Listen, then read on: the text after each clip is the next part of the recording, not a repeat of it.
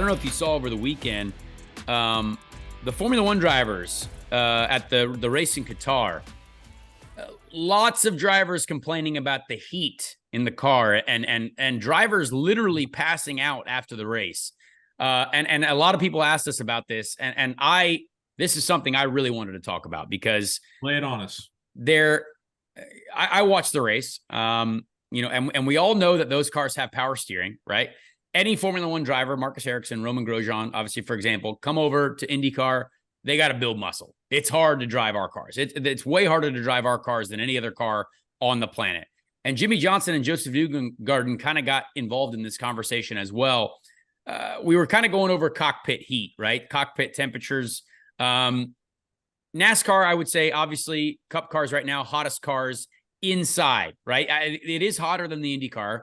I would say the IndyCar is right below that when it comes to heat, but physically much harder to drive because we don't have power steering. There's a lot more going on for us. There's a lot more muscle usage. Now, again, as someone who just raced an Xfinity car, if you look at my heart rate is high. It's still a difficult, activity to do. But again, much less physical strain on my arms, on my core, because the G loads are smaller. You're going a little bit slower. But to give Formula One drivers a little bit of credit, they are obviously all extreme athletes as well. The G loads and the speeds that they're doing is the highest in the world when it comes to road course performances. But what I think you have to remember is, have you seen how tiny all of these drivers are? They train to be as light as possible because you have to be so light in those cars. You can't train to build muscle to be that extreme athlete under heat. They have open air to them. Like, you get air. And, you saw Lando Norris lifting his visor during the race to get more air to him. Like, in my opinion, I don't think they have anything to complain about. But I do not want to discredit them because they all train to be certain athletes for their craft, right? They probably aren't allowed to be hydrating aggressively. And, as much as we do, we have crazy hydration plans before the race, all this crazy stuff to help us survive. I actually physically, as someone who has been part of an F1 team before in a reserve driver sense, knowing what those drivers had to go through to stay at the weight limit and all this stuff, there's no way you could take in that much fluid because you'd be too heavy for the engineers. So I think that it's again, all these people were pointing out, oh, wow, like drivers almost passing out. Like, shoot, I remember when there was 8 of us in the infield care center at Iowa after race 1, just getting an IV to try to be ready for race 2. You know what I mean? Like, and it seems like us in the IndyCar series, everyone gets shamed if you think that it's too hot, and no one does anything about the heat in the car. Like, there's these air vents don't do anything. It's just, it is what it is now. And, anyone, if you complain about it at all, you just get shunned, or you're like, oh, well, you're just a loser. Well, you had now 8, 10, 14 F1 drivers passing out. Oh, we should have stopped the race. Like, oh my gosh. It was like, guess who was wanting to stop the race in Nashville when they went red this year? Drivers parking under trees just for shade. You know what I mean? Right. Like, this is, it's a fascinating thing to see.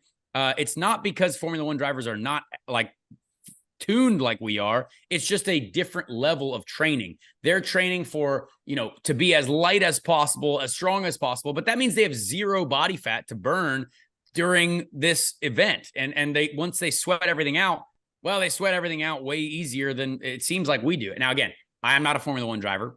I don't know, but I have driven a lot of different cars. I've driven a Formula One car. I kind of understand a little bit about it. They are all hard in their own areas. Formula One is extremely difficult. It has the physical capability that car has over any car in the world.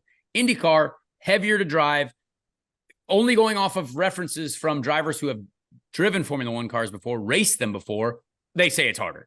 Jimmy Johnson, it's quite a challenge to drive these cars physically. Now, I do believe that NASCAR Cup cars for sure are the hottest. That's no doubt about that. But people just have to understand that we do this job not because it is easy. You're not going, I saw people oh, well, these guys shouldn't be passing out after the race. Are you kidding me? These guys have dreamt all their life about racing in Formula One. They are going to do anything that it takes to pilot these vehicles. And we are not going to stop unless you're like truly dying. Like I felt like I've been dying in an IndyCar race before, but was I going to stop?